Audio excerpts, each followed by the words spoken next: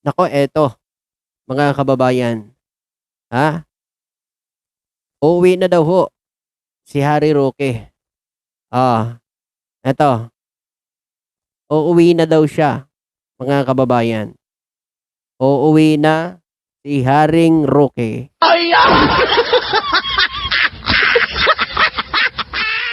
Sabi niya po dito kung ikukulong daw nila si Vice President, magpapakulong na rin po ako. Nako.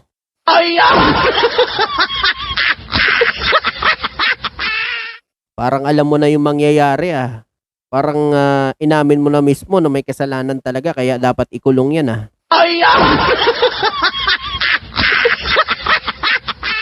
Saka ikaw, wala pa kaso si Bibi Sara Duterte.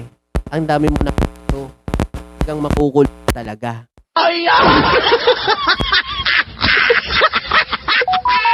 Diba? Kahit hindi mo sabihin yan, talagang makukulong ka dahil sa kasalanan mo. Diba?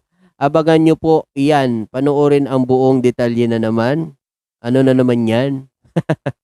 So ngayon, Harry Roque, yung sinasabi mo na kapag kinulong si BP Sara Duterte ay magpapakulong ka. Budol na naman yan.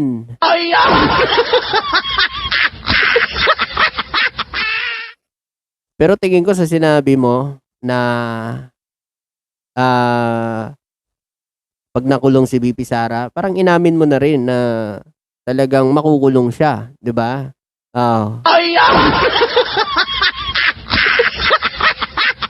Talagang makukulong 'yan pag nagkasala, 'di ba? So abangan natin kasi sa ngayon ang daming nilalabas na mga ebidensya Kaya ngayon kung ano-ano yung mga pakulo ninyo para masawata itong mga lumalabas na mga ebidensya laban sa kanya.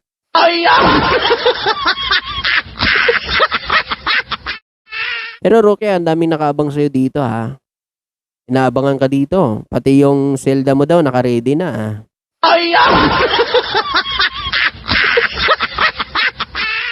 ngayon mga kababayan, anong masasabi nyo? Isa na naman tong pangbubudol ni Harry Roque. Abangan natin yan Kapag nakulong daw si BP Sara Duterte, uwi daw siya, magpapakulong din siya. Okay, abangan namin yan.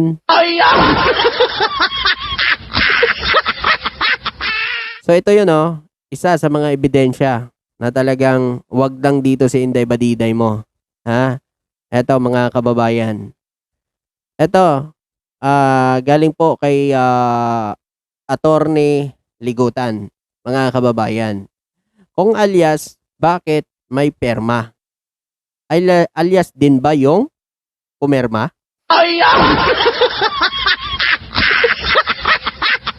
Ano nangyari yun? Alias, bakit may perma? Edi yung pumirma, si alias. Tindi, di ba? Mga kababayan, kasi alias nga daw yan. Pero bakit pumirma, mga kababayan? Kaya hirap yan ipagtanggol ng depensa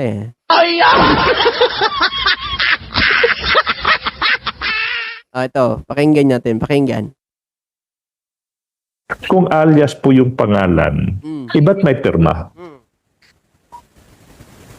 Kung alias yung ginagamit yung pangalan ng recipient, iba't may pirma? Ayan, sagutin nyo na mga DDS.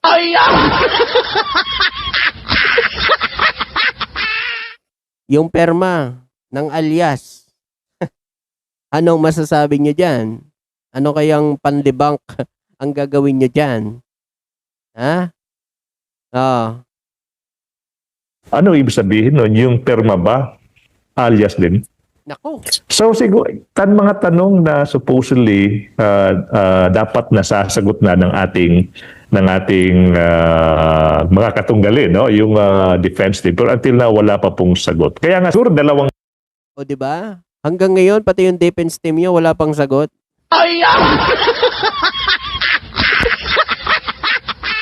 Hirap na ho ang defense team na ipagtanggol itong mga lumabas na mga ebidensya. Kabayan. Kaya ngayon, si Harry Roque, tanggap niya na. Kapag nakulong daw si Inday Badiday, magpapulong rin siya. Galing ah.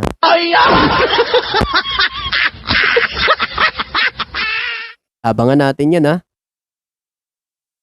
Dalawang bagay, no? Yung una, ano ba yung dapat nating asahan sa isang resibo?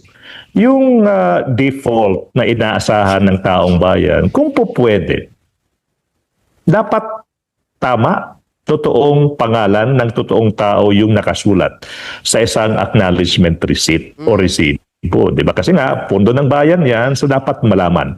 Malaman ng taong bayan sino ba yung nakatanggap ng perang iyan. Pangalawa, kailanman po ay hindi po sinabi at wala pa pong sinasabi yung vice president o yung kampo niya kung alias ba yan o totoong tao, di ba? Kaya nga sabi ni Jay, that was a golden opportunity po para sa depensa na once and for all sagutin yung tanong na sila po yung makakasagot. Mary Grace Piatos, yan ba ay alias o yan ba ay pangalan ng isang totoong tao? Unfortunately, Nako, malamang alias yan. Kasi wala naman talagang Mary Grace Piatos eh, di ba? Wala rin, dito sa Pilipinas, walang nakapangalan eh, walang PSA eh. Wala sa PSA, walang Mary Grace Piatos na ganyan. Pero si Bato, sinabi niya, ay maraming Mary Grace Piatos sa Davao. Nung suriin, wala pala.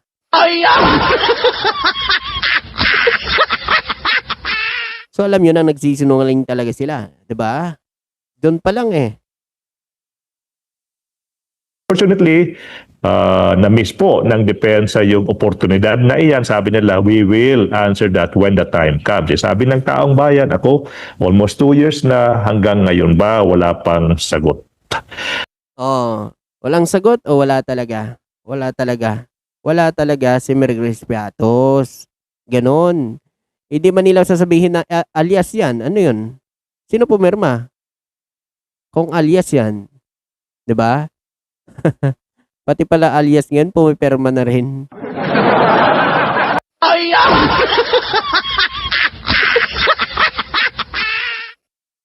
So, hindi pa natin sinasabing peke, alias, kasi po yung makakasagot niyan, yung depensa. Pero isang bagay, no? Kung alias po yung pangalan, iba't may pirma. Kung alias yung ginagamit yung pangalan ng recipient, iba't may pirma. Ano ibig sabihin nun? Yung pirma ba, alias din? Nako. Oh, mga DDS, sagot.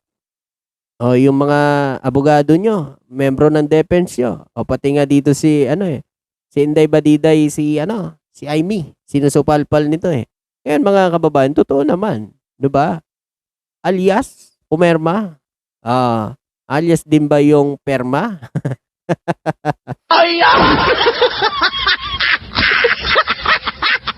Ito na yung hindi ninyo kayang mapagtakpan ang katotohanan kahit anong gawin nyo pa. Dahil lalabas at lalabas talaga yung katotohanan. Kahit anong gawin mong strategy dyan, paninira sa administrasyon, lalabas at lalabas ang katotohanan.